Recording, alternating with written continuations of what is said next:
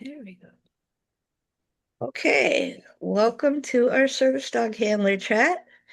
This month we have a special guest and kind of an unusual topic for us for service dog handler chats. Very applicable still. We want to welcome our friend, and she's been to some SD handler chats in the past, Amanda VanTassel. And today's mission is going to be for all of those that are running their, or not mission, but our focus today is for all of those people that are running some kind of small business, even though they're disabled or, with the challenges of limited abilities, whether you're actually 100% disabled or not, doesn't matter. But, we all have things that limit what we can do in life. So that's what today's focus is on, and how simple tweaks you can make that can help make things better. And so with that, I'm going to let Amanda kind of introduce herself better and tell us a little bit too about some of the changes that have been happening in your business this year. Yeah. Thank you so much. I'm so glad to be here again. I always love our chats. So I'm Amanda. I run a dog training business called No Hassle Dog Training. And I have been in business for about 5 years now. I've worked with therapy dogs. I've done some service dog training to learn to become a service dog trainer myself, and have my own little Beagle Cocker Spaniel mix here at home with me. The reason why I wanted to talk today about pivoting and working through and finding sustainable ways to manage our businesses with disability is because I live with disabilities myself. I have chronic low back pain. I have degenerative discs in my back. And I live with severe ADHD, which does change things a little bit differently than a physical disability, but still impacts my day to day for sure. So I basically wanted to come on today to talk about me having to learn how to build my work around my body, my brain, my capacity, instead of around what I think I should be able to do. It's I so think, important. It yeah, really is. And just so many of people just don't think of what it is you have to do in that way. So yes, yeah, continue. Super it was important. honestly, yeah, like it was one of the biggest shifts for me as a business owner. It was not, necessarily doing things like how I saw everybody else doing things. I had to recognize that there are differences in everybody, but especially with people that live with any type of disability. So I think really, one of the things that I had to recognize and almost convince myself of is pivoting isn't giving up. It's just adapting in a way that lets you keep going, in fact, allows us to persevere in the end. So I thought, why not come on and share some of the practical ways that I've learned how to adapt my business for some of my disabilities, and as well as helping my clients who live with disabilities as well, because that's, a whole other side of it too. Yeah. So, Totally. And I know that this is maybe a little bit off topic, but like with that, a really big example for like my business is cancellation policies, right? And as we know, like Amanda and I have some of the same business people that we work with. We both work with the wonderful Dr. Holly Tet and several of her people. So, cancellation policies, whenever you're working with other business, there's like have a strong one, stick to it. Um, if they cancel last minute, you still have their money, right? All this stuff up. And that was a really big one for me because I could have to cancel last minute. But yep. I'm pretty high functioning in most migraines. Have a migraine today, which did make me cancel one that I had to drive for, but didn't have to cancel this. So, but I have to cancel on a regular basis, and I might only have an hour's notice, if that, to cancel. Usually I know Mhm. first thing in the morning, but still, if it's an early morning session, right, it's short notice. So I Yeah. don't feel that I can keep somebody's money if they need to cancel short notice, if I need that flexibility to cancel short notice too. So on our intake, we have that conversation with everybody. Look, here's what it is. Schedule later in the day, you'll have more notice. Schedule for that 10 a.m. appointment, my first one of the day, and you might only get 45 minutes notice. That's right. Yeah. Because if I So, wake up at 8 a.m. and I've got a massive migraine, chances are you're going to be hearing from me. Yeah, absolutely. right. And then And you that hate same to do it, courtesy but of life happens. I yeah. had somebody cancel on me yesterday because their car broke down and they were actually headed to the appointment, but were only like 5 minutes from home on a 35-minute drive to get to me, and their car broke down. And she messaged me, she's like, I don't know what I am, how long it's going to take. I don't know if it's a quick fix. Can we just reschedule? I don't want to have to pay for a session. I can't do it. I'm like, no worries. It was my last session of the day, and I came home early. I was happy with that. That's, that's Right? right. Yeah, absolutely. Well, I have a listed cancellation policy. I simply ask if possible, when possible, give me 24 hours notice because I recognize, things come up, but I don't apply a charge to that. I do, Hmm. unless it becomes a long-standing issue with one particular client that I might Hmm. have to address something individually. I'm not listing, you're going to pay me in advance and you're not going to get that money back. No, we're going to reschedule that session for a better day because yeah, it makes things so much more manageable when I have those bad days. And like you said, I'm fairly high functioning most days, but on that off day, I need to not be in somebody's house being at my best, right? It's that mask doesn't work as much as it used to when I was younger. Go ahead, Cindy.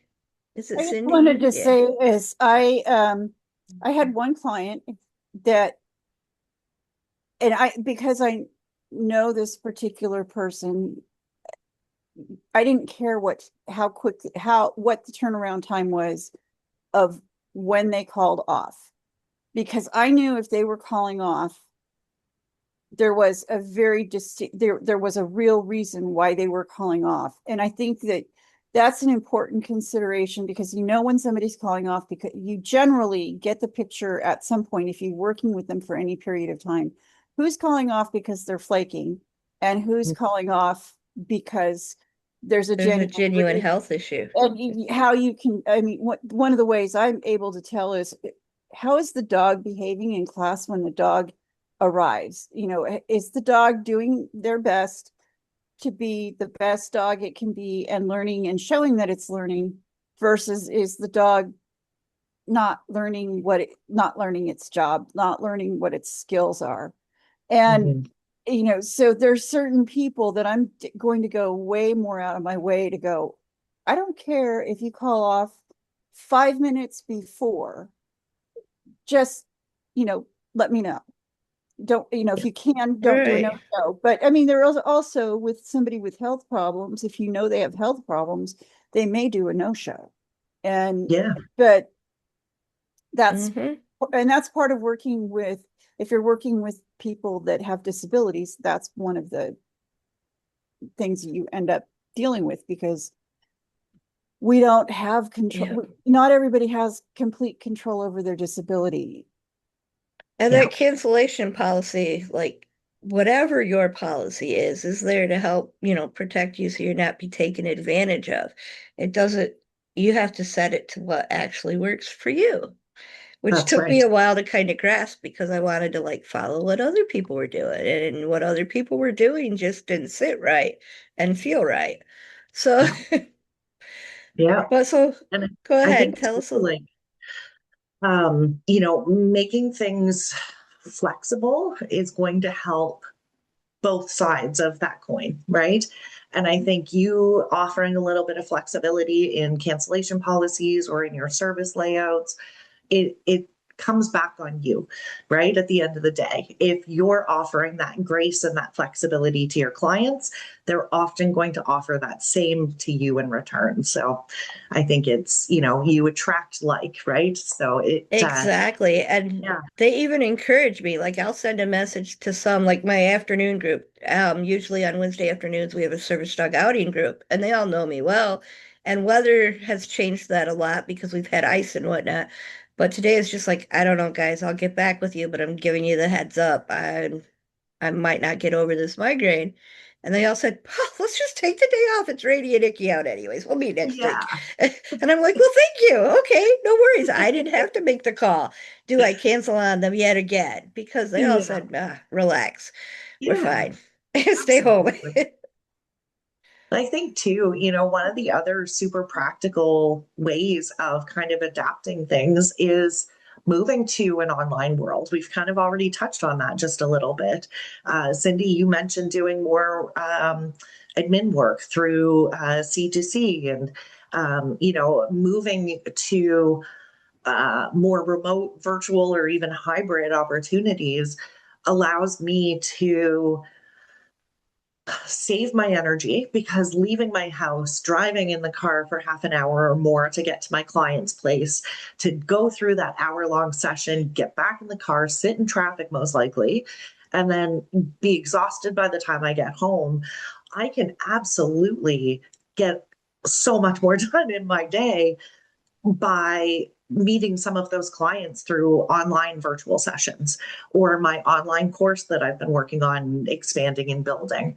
I think, as whether you're techie or not, I think if you can adapt your business to suit for the online world, that's going to make your day so much more manageable for you. Mhm. Really and truly. Like, I mean, I haven't exploded yet. I really want to. But when it comes to my online membership and online course, it's like a slow trickle, but it is building and it's helping to supplement my income on those months or days that aren't great. Whether that be because it's winter and nobody wants to work in person, because I Mhm. mainly work on leash walking. That was stupid. Nice, but My your specialty is winters are colder than mine. I know, right? My specialty is very seasonal. So it's important for me to have an online presence, not just for my disability, but also to reach people that maybe aren't in winter, in the middle of winter for me. Mhm. And we're just, we're in April and we're only just coming out of our winter now. Like there's still snow on the ground in some places here. So it's, Here too. it Not takes a much long anymore, but time. here. That's Well, right. you should be selling to California because we don't get snow where Julie and I are. That's right. Right. But Exactly. do Yeah. not sell to Donner Pass. They get snow. Oh, yeah. Yeah, I have clients in Texas that we specifically only meet in the winter months, and that's because that is their time to go out and about and explore new environments because in the summer It's it's too mild. hot. In the That's winter right. months, that's when they want to go on adventure. Yeah, So we do, like regular check-ins and okay, so you're doing great at that environment. What's your next environment? for Well, yeah, sure. we'll practice at these three for a little while. All right, what's next? Where do we need to Yeah, tweak it? And yeah, we do that all winter absolutely. long, but only in the Yeah. winter. Yeah, for sure. Yeah. And I mean, it can be as simple as a small ebook that you sell for $7. It could be a full, $200 course kind of thing, or even more, depending on what your price point is. So, the skies are endless when it comes to the online support. And I Hmm. think because of COVID, a lot of people are still very much used to communicating in that way. So I think a lot of people are more are can easily accept an online option as opposed to an in-person one. And now, yeah, Yeah. I struggle with that with my local people because we still have areas where internet just is not accessible enough to even do a Zoom, right? yes, But my local people, I don't need to have online access, right? It's so that I can reach out beyond my local people. that's it exactly. Spread the Mhm. word and help more dogs, right? And that's the whole Right. goal. So Mhm. Now, one of the things that I really did want to touch on as part of this conversation that we had today is the emotional side of things. Because we were talking before the recording started, and I was saying, I had a similar conversation with another colleague on his podcast, and this piece really hit home for a lot of people. I got a lot of really good feedback about it. And it's because a lot of us, I think, recognize our I was going to say financial limitations, our physical limitations, but we don't Mhm. always necessarily process the emotional side of things. There was this massive period when I recognized in my, I'd say, early to mid 30s that my body was not operating the way that I wanted it to any longer. And discovering that I had the degenerative disc problems, that meant that my problem was only going to progressively get worse over the years, not better.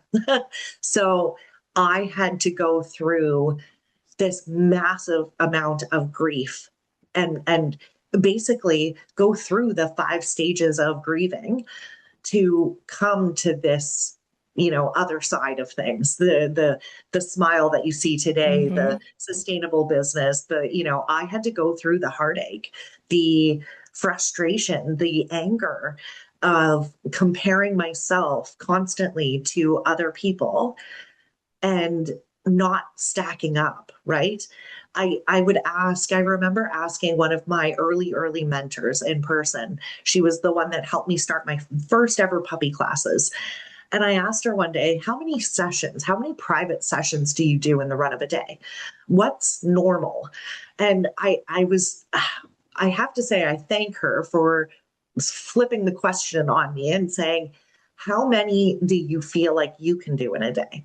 Because it doesn't matter how many I can do in a day, right? It matters how many you feel like are enough, or what's too much for you. And I was like, oh, for me, it's like 3 sessions a day. And it's funny, we had a whole conversation and she never did answer me. She never told me how many sessions she ran a day. And I'm sure it was more, but she also didn't live with a physical disability. She did group walks and a big, long 5 kilometer hikes every day with her dogs that were her clients and, went to the gym on a regular basis. I did none of those. So I, can only imagine she was probably taking 6, maybe 8 clients a day. And I was sitting there trying to compare myself to somebody that honestly I had no business comparing myself to. She had Mhm. a much more she had been longer in business. She had been in business for at least 5 years when I was just getting on the scene and had a whole host of physical attributes or abilities, I guess, that I didn't have. So, it was silly to be comparing myself, but I was doing it all the time.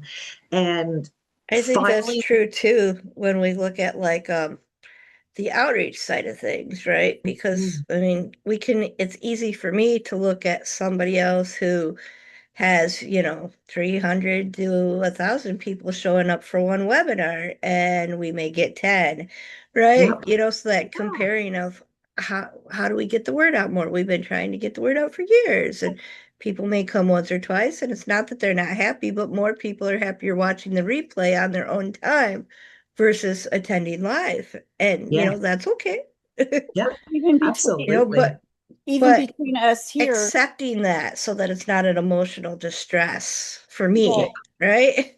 even between us here, that Penny's able to get more admin stuff done than I am because my brain does not function as clearly as it should. And I know that. And I think mhm, Penny knows that. Doesn't mean I can't think clearly and I can't And make Penny's lived decisions. that. She's just And better at this well, time in life. It doesn't mean I Penny's will be better at next this year. time, but at this point in time, my brain's been like this for 11 years, so I don't have a whole lot of hope. But it's like I know what my limit is. It's like 20 minutes a day of being able to write content, where Penny has a little bit more available to her. So, Yeah. knowing those limits, it really, it's like it's very different. So like it's a huge tax for me to go out and do a public access training with a group of people, because I have to be paying attention to what's going on, and I need to make sure that those dogs are safe to be at that group and not, snarling at people. It's like, no, we need to not have your snarling dog in the middle of Target, because that's not okay. Yeah. It's not a Yeah. service dog if it's snarling. Absolutely. And, I think that's a really good point too, is like, I am exhausted after my group classes. And I will do maybe one private session in the morning if I have a later afternoon group class, because I can't emotionally take on any more than that. I'm peopled out by that point. My energy's Mhm. done. I just need to sit in a quiet room for a while. And I think acknowledging that and recognizing what your rhythm, your schedule is going to be really, really important. Like once I have my 3 cups of coffee and, have my morning routine with my dog, then I'm ready. By about 9:30, 10 o'clock, I am ready to hit the ground running. And I will sit there, and especially once my ADHD meds have kicked in, and I will hyper focus on a bunch of admin tasks. But you might get 2 hours out of me. And then it's like a slow trickle down for the rest of the day until my Even partner if we comes push home. ourselves harder, it's not our best work in the quality because we did it too long. Exactly. That's right. Unless I want to take an afternoon top up dose, I have to recognize that my energy starts to peter out by early to mid afternoon. And unless I'm taking a nap, and I often don't have time to do that in the run of a day, I have to conserve what energy I have left. So I always start my day with my biggest task first, and then peter out to what are those piddly, stupid things that I can just say, I have a That don't little take a lot of mental capacity. You just have to yeah, do like it. I like to highlight things as like a check off.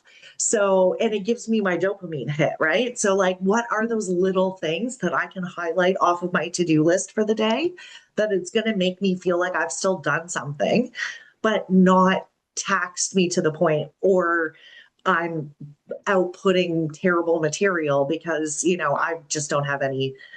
don't have any oomph left in me for the rest of the day. I recently Hmm. started writing articles and blogs for an organization. They pay me now to write. I'm so impressed. But there are days where I have to very particularly set aside certain amounts of time and certain times of the day to be able to focus on writing those articles, because they want 1,000 words of something quality from me, not gibberish, not spelling mistakes. And if they're going Hmm. to pay me for it, I need to give them some quality. So it's really important to identify those times of day where you can go peak, and the times of day where you might be doing some smaller tasks or nothing at all, right? Like give yourself permission to do nothing sometimes too. And Like Ash, Holly, my peak is late at night when nobody else wants to do training. Yes. That's when the house is well, quiet and I have my spot, and that's where I hit my peak mental energy and can do the most mental Sure. work. Yeah.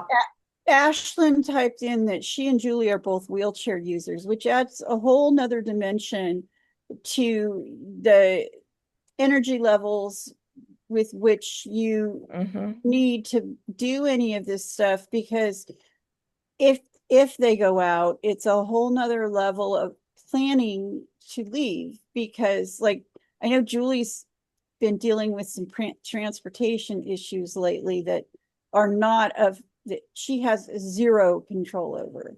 And Mm, um Ashlyn's transportation is more dependent on other people, but it's consistent. She's got it. But yeah. Julie has zero control over her transportation right now, and it's not the best situation for her. So you've got to be able to think about things like that. It's not just, especially with the service dog, it's not just, or, because the consistent training needs to take place not just at home, but if you're going to use them in public, you need to be able to practice in public on a regular basis, even if they're trained. Yes. Yeah, Mhm. absolutely. And I think too, depending on the equipment that you're using, it's it- I like if you're using a manual wheelchair versus a powered wheelchair, like you're physically exerting yourself to get anywhere, right? That's substantial. Mhm. And you're in many cases potentially handling a service dog on top of that. So there's a whole level of planning that has to go into any excursion, any event, any task that you have to do for the day. It's generally easier to get a manual. It's easiest to get a cane out, second easiest to get a walker out, then a manual chair, and then a power chair. And they're both in power chairs for the most part. And unless you have a van or you have some sort of setup for the specifically for the power chair, it's pretty difficult to get that out, or you use some sort of transit. It's Yeah. difficult to get that out. And so it really puts the, Which is also another whole level of training because you have to it's have a a whole dog nother, trained to be able to do that. and most And people, if you're in the early stages and you don't have that, it makes it like 10 times harder. right. And most people that use a power chair have a backup manual chair for some activities or in case the power chair goes out. So the dog needs to be trained for both the manual chair and the power chair. So it's a lot of training for a service dog. So, and it's Yeah, hard to get them out sometimes. absolutely. Yeah. And very, very restrictive at times. Yeah. Yeah. Yeah. Absolutely. I think we all have, depending, and like even people that are not disabled, we all have something that prevents us from doing some of the things we want. Could Yep. even be that, we're working too many hours a day at a job so that we can't go out and walk our dog enough, right? We all have something that prevents us. Finding those things and recognizing it and then figuring out ways that we can adapt it, I think is the biggest way for us to be successful as Yeah. humans, as small business owners, as, you name it. You Yeah. want to tell us a little bit about how your business has expanded in the last year? Because that's been really cool in what I've been seeing. Yeah. I'm so excited. Every time I get a chance to talk about this, I just beam from ear to ear. So in the last, I guess, year, things have rapidly expanded.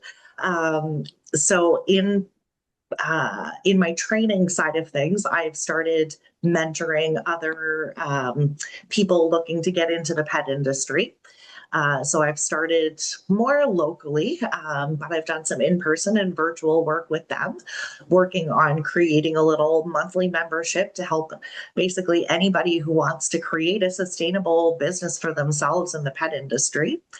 And then in person, I am working on getting financing right now through some organizations, so that I can expand and create a private dog park rental. So, with a gear towards reactive, fearful dogs, as well as service and therapy dogs, because it will be Mhm. like a nature trail system on a wooded lot, all fenced in, all secure. And it's all yours for the time that you rent it for. So I am so thrilled about that piece. I can't wait for this to get up and running. I'm working on all of the behind the scenes stuff right now, which is great again for me working a little bit more in the online world, having that spare time of not traveling half an hour each way to get to an appointment. I'm able to invest that time into expanding my business. And the nice thing is that this is something that I've thought long and hard about because my body isn't getting any better. And I'm not going to be able to do in person training forever. At some point, I'd also like to retire too. So I needed something that would be even more sustainable than working like as a dog trainer, essentially. And once this dog park is up and running, it'll have its website, online booking system. I'll be working with, of course, local contractors to do some of the maintenance to the property. So it's going to be fairly hands off for me, aside from the fact that it's going to be my baby and I'm going to be very heavily involved in it, most likely. I won't need to Right. necessarily But you be won't on the have to be, property. yeah. Exactly. Checking people in from 7 in the morning to 7 at night, right? Like I'll be sitting here doing things and watching that business grow and grow and grow. So yeah, I'm Mhm. really looking forward to that. I'm actually doing some back and forth emailing with the lady who is taking my funding case to the board of directors that runs this organization that I'm working with. And I should actually hear from them before the end of this month. So I'm really, Oh, so cool. yeah, That's I'm I know so, exciting. when I found the property that I rent for my training center, I was so standoffish, like, do I dare, do I dare, do I dare? yeah, And part of me did it because people told me not to and I was going to fail.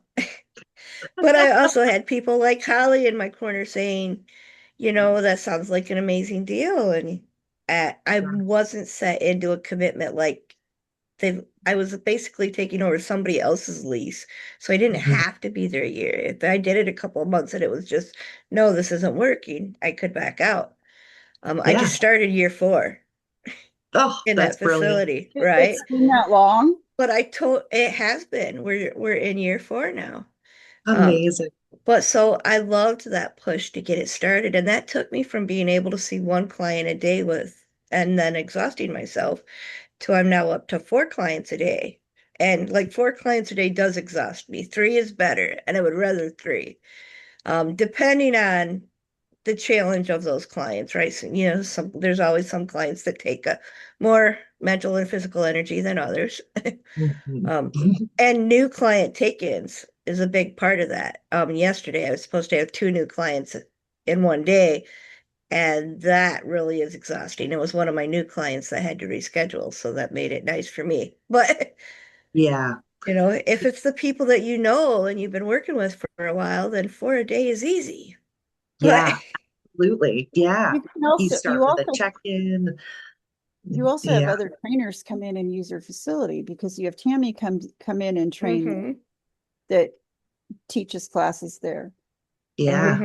And Athena can, she just doesn't believe she can yet. But yeah, that's been a big thing. And like Tammy was already training, but mainly using her basement to do training. And with the current dogs that she has at home, it's not really conducive for her to use her basement. And her house is just a couple of miles away from my training center. And our Oh, that's, philosophies are so nice that like, or so matching that it's like, I really like who doesn't love meeting a puppy, right? Everybody loves meeting a puppy. I love meeting puppies, but I yeah. really didn't like puppy classes because it's the same basic stuff that I do all the time. And like the more puppy classes I'm personally running myself, the less fearful, reactive dogs I can work with because of my energy levels and my time availability. So Tammy's doing almost all my puppy classes right now. I am doing a puppy class. Actually, they're on round 2 for the same group of people because they wanted more advanced stuff. But it was basically a litter of German Shepherds, the breed I love. Oh, And so, I mean, I couldn't turn away 4 or 5 German Shepherd owners all from the same litter wanting a class, right? Couldn't do that. that's So, and then they brilliant. wanted a second class after they finished their first puppy class. They're like, we don't want to stop. We want more. Help us Amazing. more. And I'm like, okay, I don't Yes, have a puppy too, but absolutely. I'll do a puppy too. I will make one for you. Right. Yes, Well, and I mean, I that's usually awesome. have a puppy class and suggest they take a break and then do an adolescent class a little while later, but they didn't want that break. They Yeah, weren't quite that's ready for the adolescent class yet. Brains weren't totally distracted yet. awesome. Right? So it's like that in between. It's like, no Yeah, problem. I can create this. We'll have yeah, fun. yeah. Giving us That's time to do all the amazing. fun extras like door manners and, you know, And I getting know, in and like, out of the car safely. yeah. And I know too, obviously, like having your own facility isn't feasible for everybody, but you made that work for you. And because you're able to rent that out to other trainers, you're again not necessarily the one actively involved in doing the minute to minute work, but you're still generating some level of income Hmm. off of it too. So it's Right. just allowing us to be more sustainable, more directed in what we're using our energy for too. Like you It's said, been a you, win-win because she can only yeah, train on Mondays. Like Monday is her, she works a 9 to 5 job the other days of the week. Monday is her day. Monday's a day I like to have off or save for office stuff and stay home on Mondays. So it's a right. win-win. It's made me stick to my I want to stay home on Mondays because she's using the facility. That's right. Because that's the other thing too. I think, we have those good days and you push yourself way too hard, way too far. And we know it's going to catch up with us. It always has, right? Like we don't get Hmm. out of that hard day scot free. So it's, whether it's the very next morning where you're feeling it, or it's, instantly after your fifth session of the day when you typically only do three, you're going to feel that. So it's so important to create those boundaries for yourself, create those accommodations for yourself, but don't just put it on paper or think it up and never do anything with it, right? You actually have to put some of these things into practice in order to make yourself, or in order to feel like you can actually do this long term, because it's And not. then finding that fine line of when you need to stick to it and when you can let something else slip in. Yes, Right. Like absolutely. Tammy Because like, needs me for something on a Monday. Next Monday, we have a group activity, but yeah, it's an hour. It's timed well, yeah, it'll slide in and it'll be fine. But exactly. And like you said, there's some people, some clients that take more, and dogs that take more energy out of us. So you plan accordingly. If you know you're going to be seeing mhm, that one particular person every Saturday, well, that Saturday is about to become a lighter day for me, and I'm going to schedule fewer clients coming through the door on that day, simply because I mhm, know I need to save myself for that one particular client. Yeah, mhm. yeah, absolutely. And then I I've think, got another one that like we cannot stick to our time for anything. Our 1 hour session almost always turns into a 2 hour session, but is mutually beneficial because her dog is good for my dog and it's a win-win all around, right? But so when she schedules her session, I just immediately go in and book the next hour as office hours so that yes, I know I have that leeway so nobody else can book on the online system too close to hers and make us have to cut it short. yes. That's a really great point. That's one of the things that I do as one of my boundaries.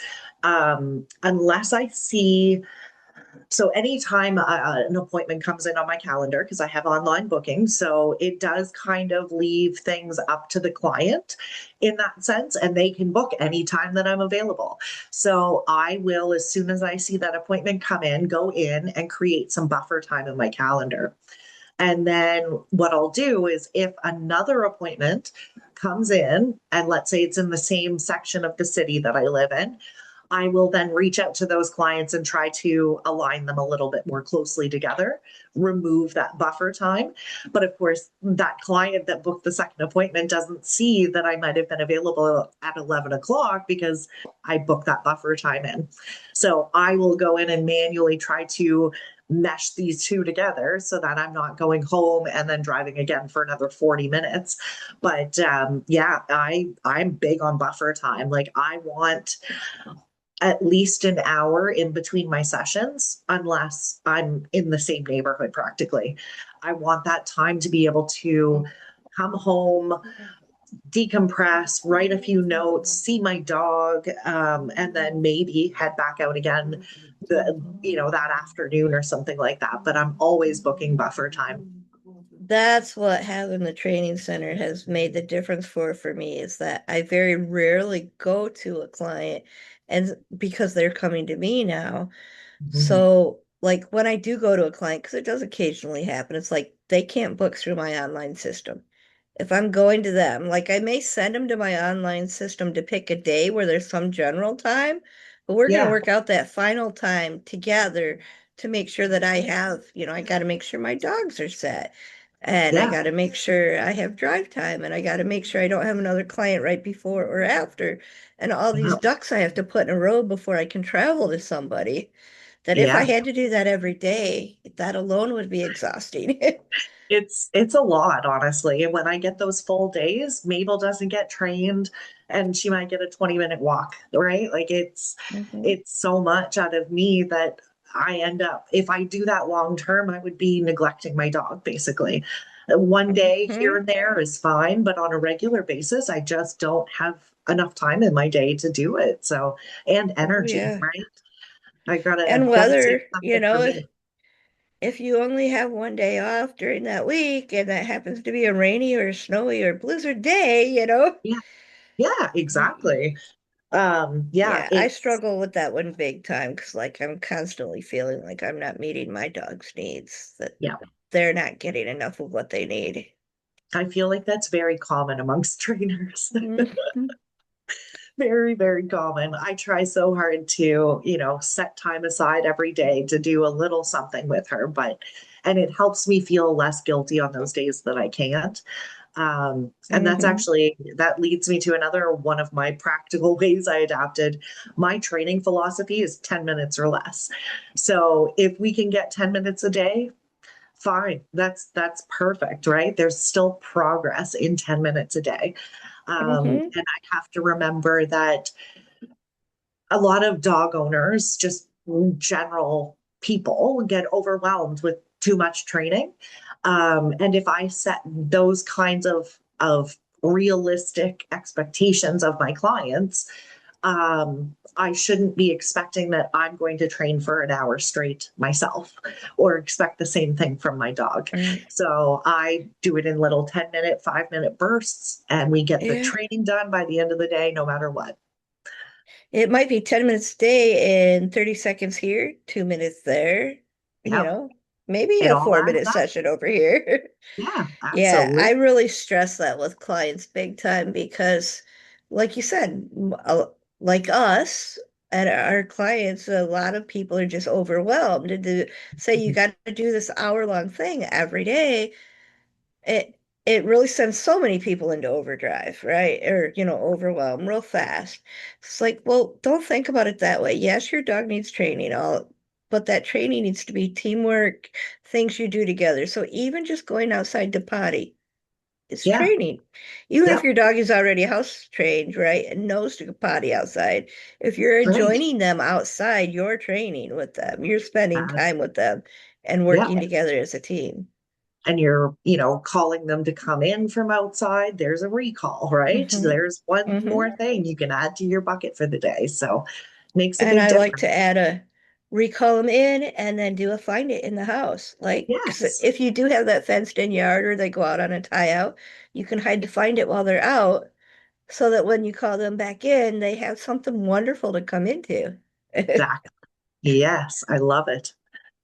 So, really, I think Mhm. at the end of the day, I hope that anybody that watches this, either watching it live now or catches the replay, I I hope that you walk away with a little bit of encouragement, I think, at the end. Mhm. Um, you Find know, what works for you. yeah, it doesn't need to look typical or what you think typical is supposed to look like to be legitimate. And it's more about creating sustainable practices that are going to allow you to make it long term instead of being one of those people that push yourself so hard, so far that you burn out. And where do you get at the end of that? Chances are you're going to close up your business, right? So it's not doing us any service whatsoever to push ourselves to the point of breaking and losing our dreams and our hopes and feeling like a failure again. It's And I've like, seen that in like so many dog businesses, not just training. Like we're both trainers, obviously, yeah, but service dog world, gear makers are huge. And they Yes. end up with such a long back order that, like, I think sometimes they end up mentally shutting themselves down because they feel like they're not helping people fast enough Yeah. because the demand is so much greater than what's available, right? Yep. And so it's another one of those places where it's just like, ever, and usually it's a disabled person that is doing it. So they have all the same struggles, right? They got to figure out Yeah. what works for them and how many clients can they take on at a time. And when do they, learning that you can open your doors and only take in new orders during this week, and then those doors are closed and you don't do any more new orders until, Yep. however long window you need and things like that. Absolutely. That ability to pivot and be flexible for what will work for you as a Yeah. business owner, I think is huge. Yeah. I think I one of the best things that helped me was recognizing that I don't know, I no longer see making accommodations, adaptations to my life, to my business as a weakness. I see it as honestly strength at this point. I'm recognizing my own limitations, and limitations are not a bad thing. Everybody has them. And I think building around my disability and my capacity isn't thinking small, it's being honest and sustainable. And it's allowed me to not just do my dog training business, but expand into the online world, expand into feeling like I've got enough energy and time to commit to buying a piece of land and creating something again. Right. So something it's you can be proud of. yeah, being thoughtful about how I run my business now is allowing me to grow and expand my business. And it's allowing me to think more forward into the future, feel like I'm never going to have to go and beg for one of my old jobs back with, the old career I left behind before I became a dog Mhm. trainer. So it's made all the difference in the world for me. And I'm so thankful that I had Dr. Holly Ted in the very early days of my business, feeding those little thoughts and things into my head Yeah. because it really did help a lot. And I think, again, before we hit record today, we were talking again about another thing that Holly had kind of imparted for both of us, which was small changes count. So I think the one thing that I want to Mhm. leave everybody with today is you don't need to go out and implement everything that we've just talked about in this talk today. Just pick one thing that you think might work for you and implement that today. And then maybe next week What's or next month, pick something else and make that change too. what's causing you frustration now? And what small little thing can you tweak to reduce that frustration at least a little? Yeah, Yeah, absolutely. if like I would have never imagined back when I first hesitated about opening the training center that I would be where I am today. And I'm not gonna lie, that first couple of years was rough and wondering almost month to month if I was gonna make enough to make my rent. And now it's like I don't worry about that anymore. Now it's like, well, where else can I expand? What else can I do? And I so want to find that perfect property where I can have the fenced in, my fenced in area so that yes, me and my dogs can go run on it when we want to, but so that I Mhm. can also rent that out to the other people that can't just go on a trail walk, that can't just, and we Yeah. do a lot of group walks, and one of my group walks is a group trail walk with fearful and reactive dogs, right? But the Yeah. environments we have to choose from, like we have to be super careful based on who's coming. And then sometimes it's also super careful based on, can we provide protections? Like, does the environment give us a space to back off the trail that's suitable Right. for that dog? Um, is there a way that I can step in between that dog and whatever is unexpected on the trail, right? And then I always have my dog too. So it's like, can my dog handle being closer to that dog that needs that extra space and all of that? That, like, if I just had my own fenced in area set up the way I wanted to, that wasn't open to the general public to just come and do a free for all, Yeah. Yeah. right? That's Free my for alls goal. are not good for most. Right. Yeah. I mean, there might be a certain age during adolescence where they're like almost hardwired to be able to enjoy that free for all. Yeah. But for most dogs, that fades as they grow up. Yes, absolutely. And I think too, another thing to kind of add to this chat that we've had today is you don't have to do it all yourself either. Like I said, for my dog park, I'm going for financing. And I know obviously every country's different, but in Canada here, there are Center for Entrepreneurships, and each province has their own kind of chapter, I guess. They offer courses so that you can increase your business education, learn more about funding opportunities, investors. The Center for Entrepreneurship that I'm part of, they have a particular program for women entrepreneurs because it's harder for us as women to break into the industry or into business and also get funding. So there were particular programs I took that were specifically geared towards female entrepreneurs, some of which also were geared towards people with disabilities. There are grants that you can get. The funding, the financing that I'm going for isn't through a typical bank. It's through like a smaller lending organization, lower interest, more hands-on help, more guidance throughout the process. So it's, there's a lot of assistance that's out there to help you start planning for your future Hmm. dreams, right? And I'm not going to say it's easy. The Google Drive folder of documents that I have uploaded to make my business case has been astronomical, but Uh-huh. I started this process seriously in about October or November of last year, and I am this close to a funding opportunity. So it can happen in a relatively short amount of time if you get your ducks in a row quickly enough. Yeah. Yeah. I've had a few investors reach out to me. They're like, we really love what you're doing. We want to help you. And I'm like, I'm not there yet. I'm not Yeah. there Yeah. mentally. I'm not ready. I don't want to take on that kind of commitment. Nope, not yet. Not me. Yeah. Not Yeah. now. Absolutely. It can be so But maybe scary, one day right? I'll be there. Yeah. This is it, right? And you never know what the future holds. So Hmm. Yeah, I think that's great. And I think this has been a great chat. I hope people find value in it. Um, I'll be sure to have your contact information in the show notes there as well, so people can easily find you. It's No Hassle Dog Training, as you can yeah. see from her name on the screen. And then Crazy to Calm. And we have for many years said we take in newer service dog trainers and help support them.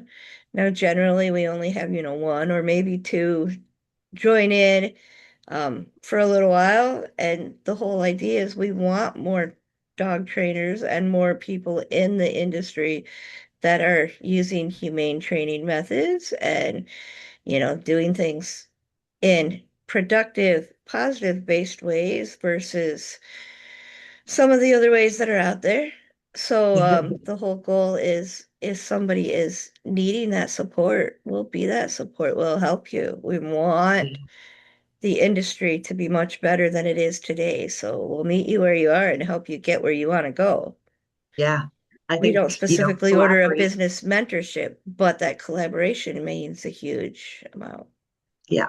It's it's been lovely to have support of colleagues from around the world. As I'm only 5 years in, so I still consider myself relatively new in the industry.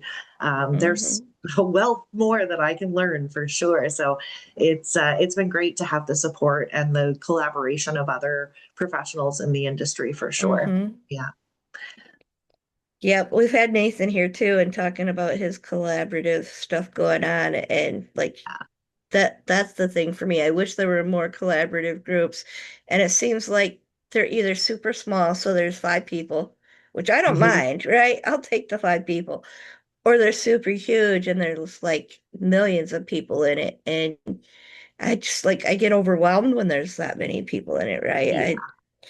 I would like more collaborative spaces to bounce ideas off people. And And that small knit group, which is nice that we have that with Holly, and the membership stuff is a Mhm. small group, so we get a lot more time to get to know each other a little bit better.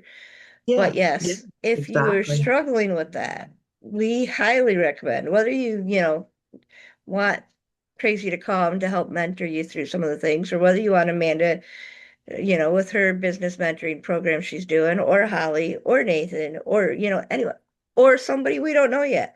Find somebody that you can bounce ideas off of, that you can talk with, that can give you that encouragement, that can help you reframe the problem you're having when you don't even have a clue of where to go. Like, how many clients do you want to have in a day? Right? Exactly. Yeah. It's such a simple question, right? But it's so hmm important to ask yourself that. Yeah. hmm Yeah. That reframe, though, all get hung up on it. I know I really do, but because we get too close to whatever our topic is, and then being able to reframe it in a way that actually helps us make progress is hard to do when you don't have somebody that you can bounce off ideas. Yeah. So that's another one of the highlights for the day. If you don't have a mentor that can help you, find one. Find one. Yeah. Absolutely. Reach out to Yeah. us. If it's not us, if you contact us, and we're not the right fit, we'll help you find somebody who is, Yeah. right? Yeah. Because I have people in like almost every pet business out there. We have dog walking businesses, we have groomers that we work with, we have, you know, whatever your business is, I can pretty much point you in the right direction. Yeah. Yeah. Amazing. Well, this has been awesome. Thank you so much. Yes, thank you for joining us. I'm sure you'll be back at some point in time. I sure Um, hope so. Feel free to, share updates in the group when you get your Yeah, funding and whatnot, let us know. will do for sure. I'll All sing it from the right. rooftops. Yes. We'll celebrate you on that day as well. So, with that, everybody have a great day. Thank you.